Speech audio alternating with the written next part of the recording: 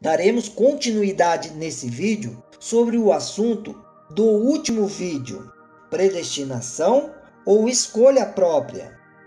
Veremos aqui versículo que aparentemente dá a entender que Deus predestinou alguns para a salvação e outros para a perdição. Já deixe seu joinha e você que ainda não é inscrito no canal, inscreva-se e acione o sininho para ser notificado de novos vídeos. Agora vamos conhecer e entender o significado de algumas referências bíblicas usadas para apoiar a predestinação. João capítulo 6, versículo 44, está escrito: Ninguém pode vir a mim se o Pai que me enviou o não trouxer, e eu o ressuscitarei no último dia. A salvação é obra de Deus. O ser humano precisa ir a Deus por vontade própria, mas essa ida só é possível porque Deus o atrai por meio de seu amor. Jeremias capítulo 31, versículo 3. Próximo versículo usado para apoiar a predestinação é 2 Coríntios capítulo 4, versículo 3 e 4.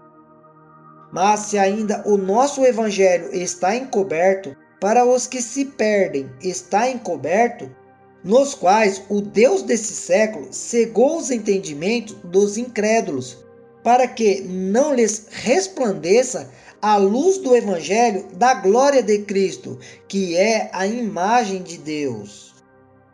Aqui, Paulo está falando daqueles que recusaram a luz do evangelho por causa da escuridão interior pela qual eram responsáveis. O povo se destrói porque não conhece, rejeitam o conhecimento e esquecem da lei de Deus.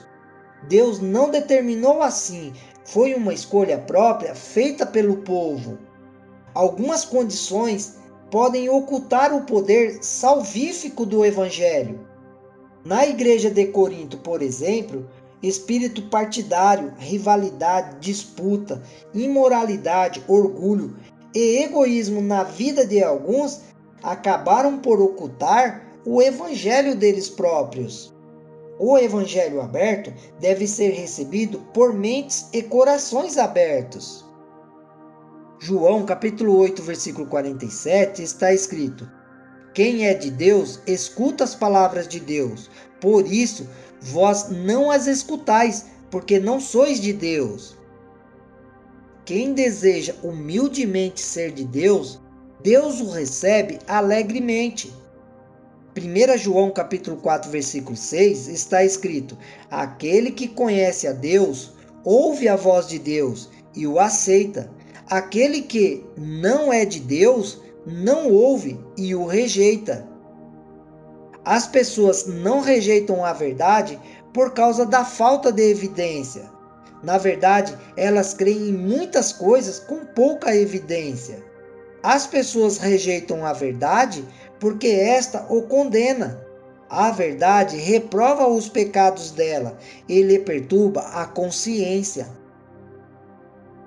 Toda a humanidade herdaram a morte por meio de Adão.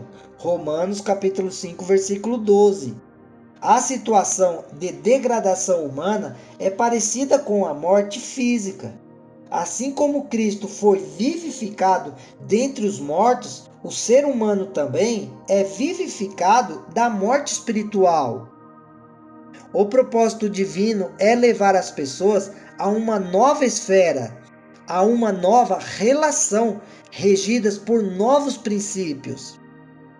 A salvação se alcança não por meio de instrução ou normas morais, mas porque o crente recebe pela fé a vida renovadora que flui de Cristo.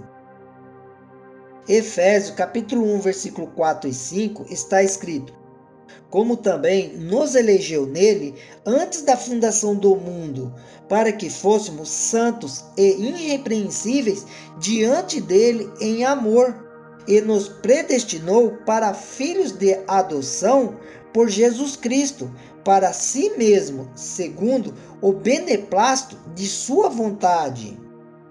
No versículo 4, Paulo expressa uma ideia semelhante com relação à igreja, o Israel espiritual.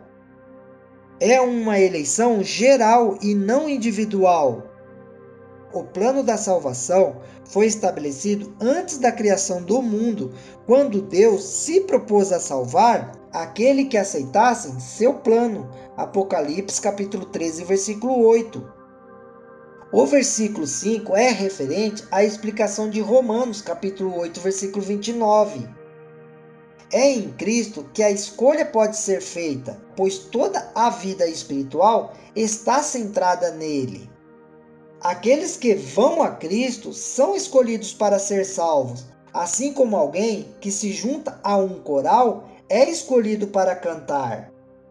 Por esta razão, não há uma escolha arbitrária. Deus tem o propósito de salvar todos os que pela fé aceitam a Cristo como seu Redentor. Ser santo é refletir a imagem divina, pois Deus é santo. 1 Pedro capítulo 1, versículo 16. O objetivo do plano da salvação é restaurar a imagem divina no ser humano.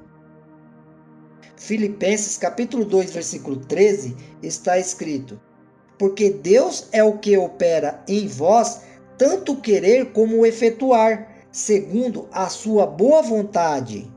Efetuar significa que Deus produz poder, indicando que a operação é eficaz. Não é a mesma palavra utilizada para desenvolver. Neste versículo, o apóstolo enfatiza que o poder para a salvação vem de Deus e que este poder opera em nós para alcançar o propósito divino. Tanto querer como realizar significa que Deus promove tanto o estímulo para a determinação inicial da aceitação da salvação, quanto o poder para efetivar a decisão.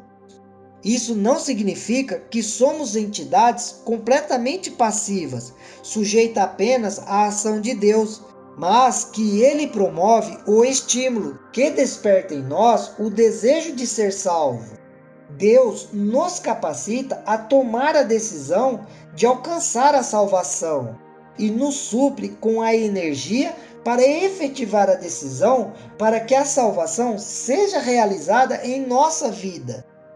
Assim, a redenção é figurada como uma obra cooperativa entre Deus e o ser humano, em que Deus fornece todos os poderes necessários ao ser humano.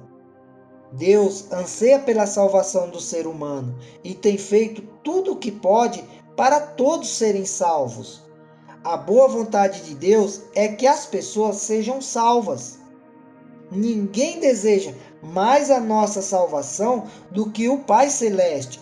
João capítulo 3, versículo 16.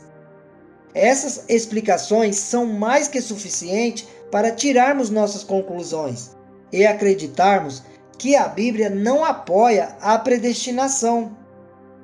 Meu amigo e minha amiga, se ainda ficou alguma dúvida sobre a predestinação, ou você tenha algum versículo usado para apoiar a predestinação, deixe aqui nos comentários. Assim que possível, estarei respondendo, à luz da palavra, a sua pergunta. Para finalizar esse tema, deixo aqui uma pequena reflexão. Imaginem Judas Iscariotes na presença de Jesus perguntando: Jesus, é justo me destruir por algo que fiz? Sem ter a opção de escolher fazer o que era certo? Por que não me criaste com o livre-arbítrio, para que eu mesmo pudesse fazer minha escolha? Claro que Jesus é justo e sempre foi justo com as pessoas. Jamais Deus iria criar um ser humano sem a liberdade da escolha própria. Ser salvo ou perdido depende da escolha de cada um, porque tudo o que precisava ser feito para sermos salvos, Jesus já fez. Agora é com cada um de nós aceitar ou rejeitar essa graça, ou seja, favor de Deus que homem algum merecia. Deus abençoe você, Um forte abraço de seu irmão André.